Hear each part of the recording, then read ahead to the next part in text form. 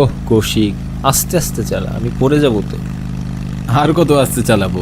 আর আস্তে চালালে আর বাড়ি ফিরতে হবে না, কাল সকালে ফিরিস। আমার কথার উত্তরে সুজন আর কোনো কথা বলল না।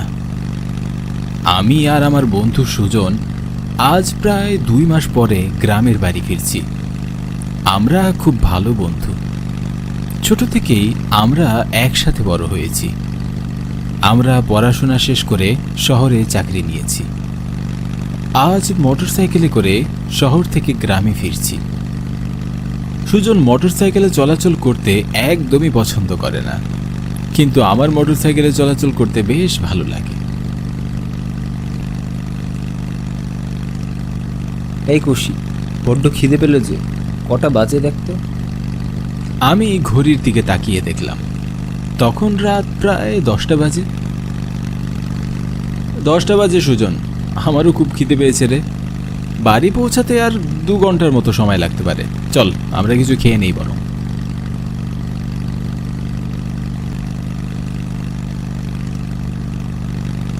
আমরা আশেপাশে তাকাতেই পরিবেশটা খুব অচেনা মনে হলো। আমাদের গ্রামে যেতে এমন রাস্তা বা পরিবেশ আছে তা আমার জানা ছিল না। আমি কিছুটা অবাক হয়ে বললাম, এই সুজন, আমরা ভুল রাস্তায় এলাম না তো?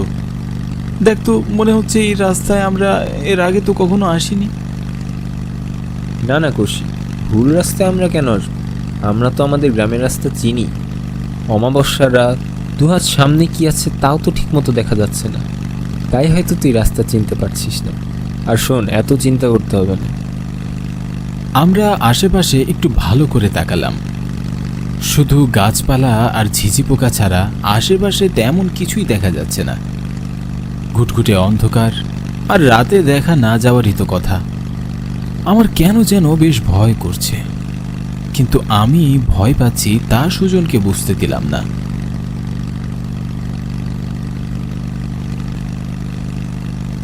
তখনই অনেকটা দূরে একটা গ্রাম্য খাবারের হোটেল আমরা দেখতে পাই।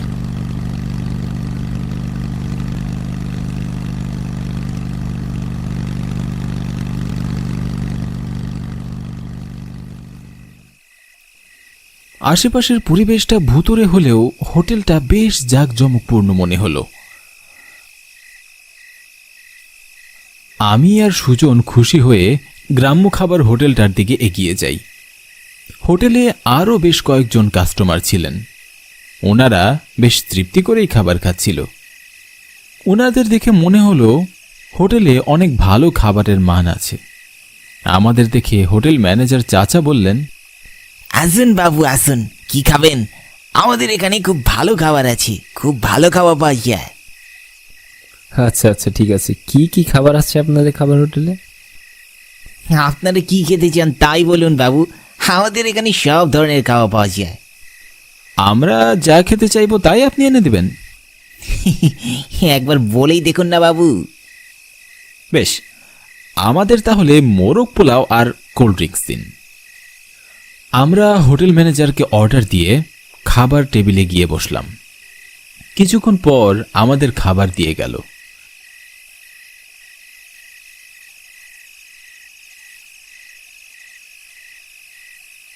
খাবারগুলো সত্যিই খুব মজার ছিল।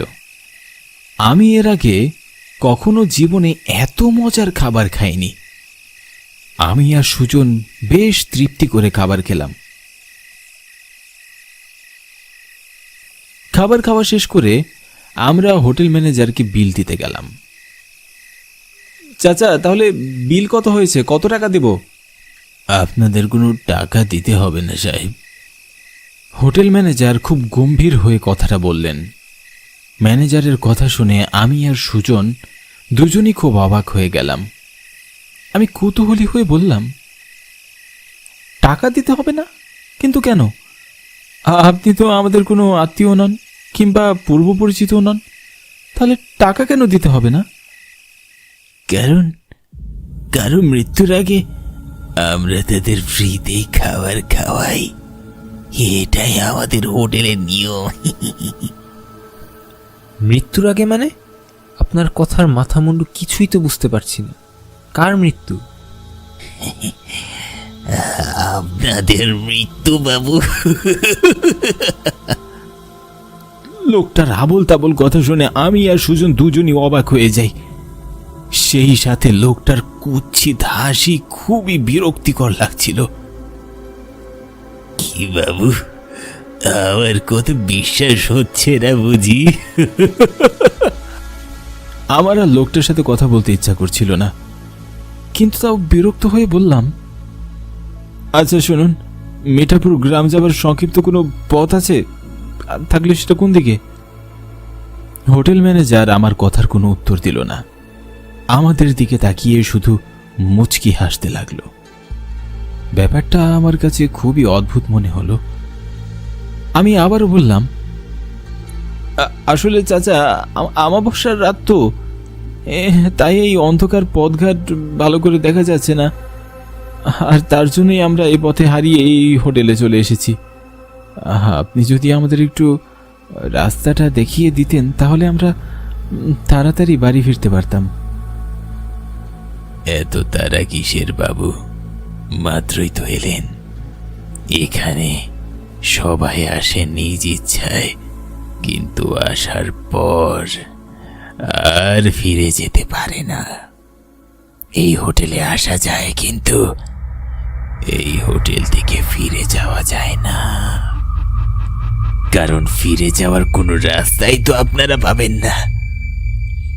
হোটেল ম্যানেজারের এমন অদ্ভুত অদ্ভুত কথা শুনে আমার আর সুজনের ওনাকে পাগল মনে হলো।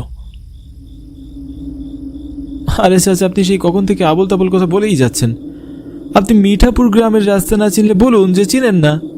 এত আজব আজব ধাঁধার মতো কথা বলছেন কেন? খুশি, আমার মনে হয় লোকটা পাগল, চল অন্য কাউকে জিজ্ঞেস করি। আমরা হোটেলের ভিতর তাকিয়ে দেখলাম, হঠাৎ হোটেলের ভিতর থেকে সব কাস্টমার উধাও হয়ে গেল। আমরা আরো বেশি অবাক হলাম। ব্যাপারটা কি হলো আমরা বুঝতেই পারছিলাম না।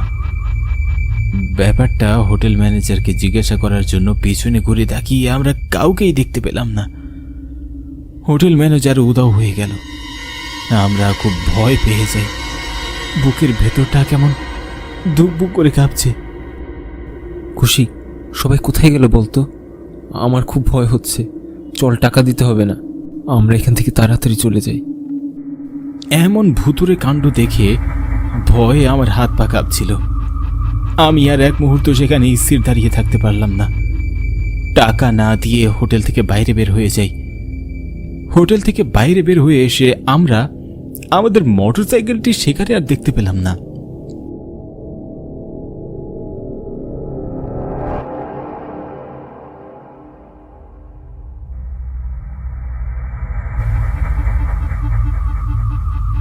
এ কি, মোটরসাইকেল কোথায় গেল? এসব কি হচ্ছে? আমার স্পষ্ট মনে আছে আমি মোটরসাইকেলটি এখানেই রেখেছিলাম। এখানে দাঁড়িয়ে থাকতে আমার খুব ভয় হচ্ছে। চল, আমরা আশেপাশে মোটরসাইকেলটা খুঁজে দেখি। আমরা সেখানে দাঁড়িয়ে আর সময় নষ্ট না করে আশেপাশে আমাদের মোটরসাইকেলটি খুঁজতে লাগলাম, কিন্তু আমাদের মোটরসাইকেলটি খুঁজে পাচ্ছিলাম না। সময় যত যাচ্ছে আমাদের ভিতরের ভয়টা তত বেশি বাড়ছে।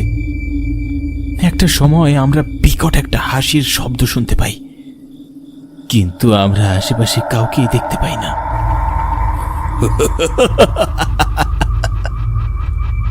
কে কে এমন করে হাসে? সুজন, আশেপাশে তো কাউকেই দেখতে পাচ্ছি না। কৌশিক, আমার খুব ভয় করছে। আমার মনে হয় আমাদের এখানে আর থাকা উচিত হবে না। চল এক্ষুনি এখান থেকে দৌড়ে পালাই। ভয়ে আমরা সেখান থেকে দৌড়ে পালাচ্ছিলাম। অন্ধকারে পথঘাট কিছুই ভালো করে দেখা যাচ্ছে না। অনেক দূর থেকে ভেসে আসা ভয়ঙ্কর শব্দ আমরা আমাদের কানে শুনতে পাই। আমাদের মনের ভিতর কু ডাক ডাকছিল, ভয়ে পুরো শরীর কাঁপছিল।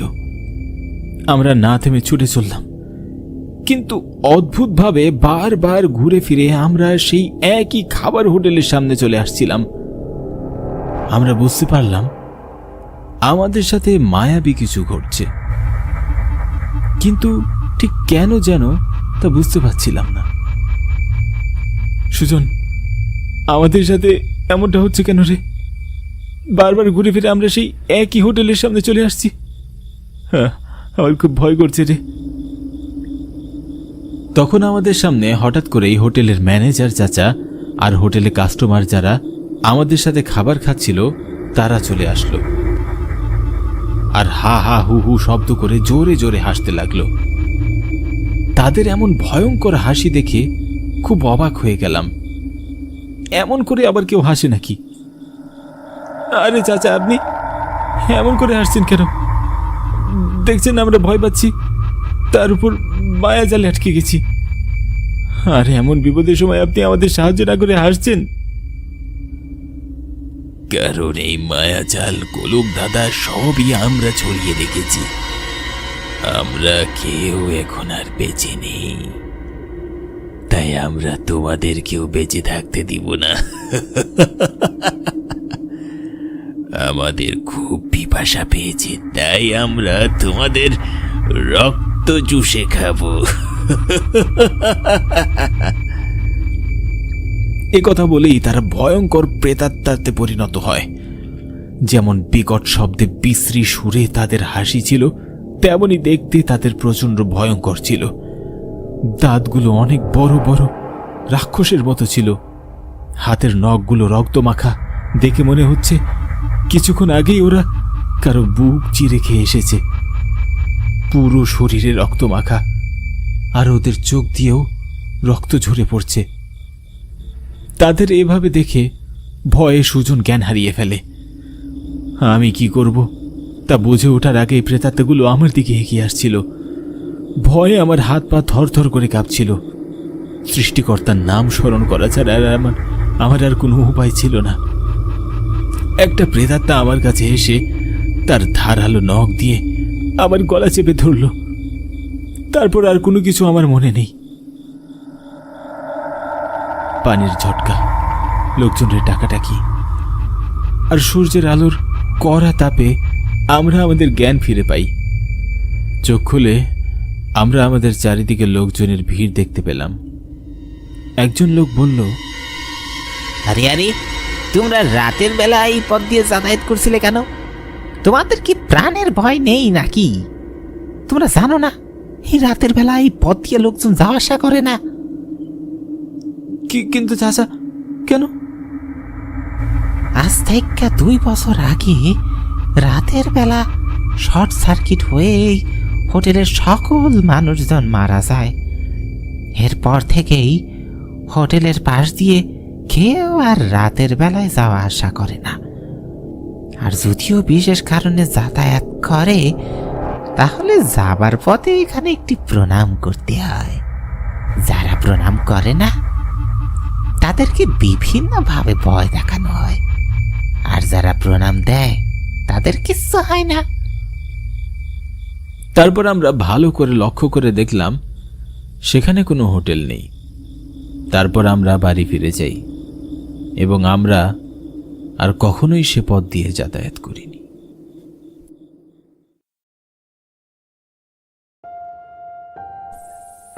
হ্যালো সুরেশ। হ্যাঁ দাদা, বল। ঠিকমতো ট্রেনে উঠেছিস? হ্যাঁ দাদা, ট্রেনের সিটও পেয়ে গেছি, ঠিকমতো বসেছি। অল্প কিছুক্ষণের মধ্যেই ট্রেন ছেড়ে দেবে। সাবধানে আসিস। চণ্ডীপুর স্টেশনে পৌঁছে কল করবি, কেমন? আমি স্টেশনেই থাকবো। আচ্ছা দাদা, তুমি চিন্তা করো না। সময়টা এখন গ্রীষ্মকাল। গ্রীষ্মের ছুটিতে শহর থেকে গ্রামের বাড়িতে বেড়াতে এসেছে আমাদের কাকাতো ভাই সুরেশ। শহরে থাকে ওরা। কাকা কাকির মুখে গ্রামের অনেক গল্প শুনেছি, কিন্তু শহরে জন্ম হওয়ার কারণে কখনো গ্রামে আসা হয়নি ওর। গ্রামের বাড়িতে এইবারই প্রথম এসেছে। সে গ্রামের কিছুই চেনে না, কারণ এখানে সে কখনো আসেনি তো। তাই স্টেশনে পৌঁছে ফোন দিতে বললাম। স্টেশনে গিয়ে ওকে আনতে হবে। বাড়ি থেকে চণ্ডীপুর স্টেশনের দূরত্ব প্রায় 30 কিলোমিটার হবে। ট্রেনে পৌঁছাতে পৌঁছাতে রাত প্রায় 11টা বাজবে। এত রাতে তো কোনো গাড়ি পাওয়া যাবে না।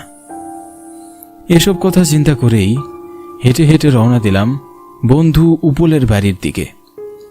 উপলের একটা মোটরসাইকেল আছে, আর মোটরসাইকেলটি ধার নিয়ে সুরেশকে আনতে যাব। এমনটা ভেবে উপলের বাড়ির সামনে এসে দরজায় নক করলাম।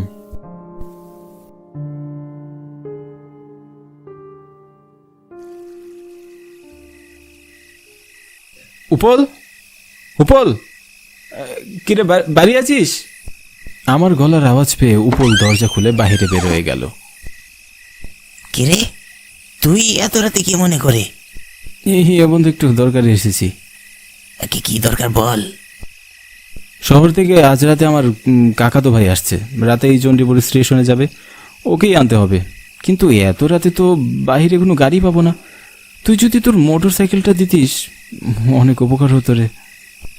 আরে মোটর সাইকেল নিবি, এ আবার আমতা আমতা করে বলার কি আছে? আমি ভাবলাম তুই কি নাকি বলবি। হেথা এত রাতে যাবি? হ্যাঁ, তুই চিন্তা করিস না, সকাল হলে আমি তোর বাড়ি পৌঁছে দেব, ঠিক আছে? আরে আমি ওসব কথা ভাবছি না। আমি ভাবছিলাম মোটর সাইকেলটির একটু সমস্যা হয়েছে, মাঝে মধ্যেই স্টার্ট বন্ধ হয়ে যাচ্ছে, এরপর আর স্টার্ট নিতে চায় না। আজ শহরে নিয়ে গেছিলাম সারাতে, কিন্তু মানি ব্যাগটা বললো অনেক সময় লাগবে। এখন আমার সময় ছিল না বলেই না সেরেই চলে এসেছি। তুই চালাতে পারবি তো? হ্যাঁ, এত রাতে আর কোনো গাড়ি পাবো না, বুঝেছিস? বুঝতেই তো পারছিস গ্রামের স্টেশন। এখন যেভাবেই হোক মোটর সাইকেলটা আমাকে নিতেই হবে রে। তুই চিন্তা করিস না, আমি যে কোনোভাবে ম্যানেজ করে নেব। আচ্ছা, তাহলে তুই দাঁড়া, আমি চাবিটা নিয়ে আসছি।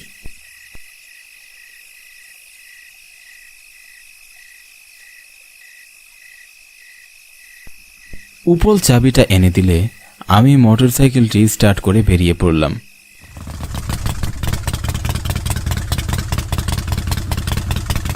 ঘড়িতে এখন সময় 10টা বাজে। এখন বেরোলেও সময়ের আগে স্টেশনে পৌঁছে যেতে পারবো। প্রথমত বাইকটি স্টার্ট ভালোই হলো, তবে জানি না পথের মধ্যে আবার কি হয়। ভালোই সুরেশকে নিয়ে বাড়ি পৌঁছাতে পারলেই বাঁচা যায়। আজ চারিদিকের এমন অন্ধকার পরিবেশ দেখে মনে হচ্ছে আমাবস্যা। ঘুটঘুটে অন্ধকার, আকাশে কোনো চাঁদ বা কোনো তারার দেখা নেই। নিশি কালো অন্ধকারের মাঝে শুধু ঝিঝি পোকার ডাক কানে ভেসে আসছে। কেন জানি মনের মধ্যে এক অজানা ভয় কাজ করছে। হয়তো উপলের কথায় মনের মধ্যে ভয়টা আরো বেশি কাজ করছে। যদি স্টার্ট বন্ধ হয়ে যায় তখন কি হবে? তবে সে যাই হোক, মোটর সাইকেল চালাতে আমার বেশ ভালোই লাগছে। কবে যে মোটর সাইকেল কেনার শখটা পূরণ করতে পারবো ভগবানই জানেন। নির্জন এই পথে মোটর সাইকেল চালাতে আরো বেশি মজা। পুরোটা রাস্তা একদম ফাঁকা, তার মধ্যে ঠান্ডা হাওয়া লেগে মনের মধ্যে এক সুন্দর অনুভূতি হচ্ছে। সত্যি, শহরের লোকজন হয়তো শুধু টিভিতেই দেখবে গ্রাম কি, আর ছেলেমেয়েরা বই পড়ে সীমাবদ্ধ থাকবে, কিন্তু নিজের চোখে না দেখে সেটা কখনো বুঝতেই পারবে না। রাতের বেলা গ্রামের এই শীতল হাওয়া মনকে প্রফুল্ল করে তুলছে। অন্ধকার এই নির্জন রাতে ঝিঝি পোকার সাথে নিজেরও গান গাইতে ইচ্ছে হচ্ছিল, তাই তো নিজের পছন্দের একটি গান ধরলাম। এই পথ যদি না শেষ হয় তবে কেমন হতো তুমি বলো তো, যদি পৃথিবীটা স্বপ্নের দেশ হয় তবে কেমন হতো তুমি বলো তো। পছন্দের গানটির সুর গলা থেকে শেষ হতে না হতেই আমার মোটর সাইকেলটি তার ভুটভুট গানটি বন্ধ করে একটি শ্মশানের পাশে দাঁড়িয়ে পড়ল। গাড়িটি বন্ধ হয়ে যেতেই বুঝতে পারলাম আমি হয়তো কোনো বিপদে পড়তে চলেছি। এরপরে আমি লাগাতার বাইকটি স্টার্ট করার চেষ্টা করতে লাগলাম, কিন্তু সফল হতে পারছিলাম না। একসময় ক্লান্ত হয়ে শরীর দিয়ে ঘাম ঝরতে লাগলো। সুরেশের জন্য বেশ চিন্তা হচ্ছে। বেচারা একদম নতুন, এই গ্রামের পথঘাট কোনো কিছুই চেনে না। সে নির্জন স্টেশনে কারো দেখাও মিলবে না, সে জানতে পারবে না বাড়ির ঠিকানা। এসব চিন্তা করতে করতে যেন আমার মাথা আর কাজ করছিল না। এতটা পথ আসলাম, একটি মানুষও চোখে পড়ল না। আশেপাশে তো কোনো ঘর বাড়ি বা দোকানপাটও নেই। চারিদিকে অন্ধকার। এই নির্জন রাতে এখন গাড়ি ঠিক করব কোথায়? সময় মতো আমাকে স্টেশনেও পৌঁছাতে হবে। আর আশেপাশে শ্মশানের দিকে চোখ পড়তেই বুকের মধ্যে ছ্যাদ করে উঠছে। তাই সেখানে আর দেরি না করে বাইকটি ঠেলিয়ে নিয়ে সামনের দিকে এগোতে লাগলাম।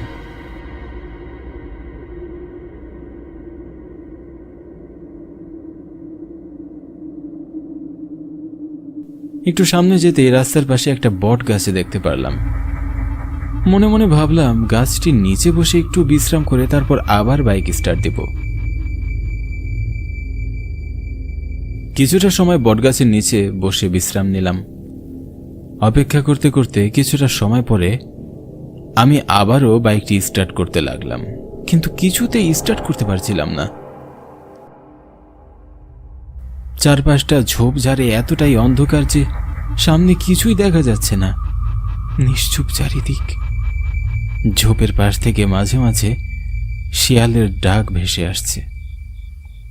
শিয়ালের ডাক শুনে এদিক ওদিক তাকিয়ে দেখলাম। রাত তখন প্রায় 11টা বাজে।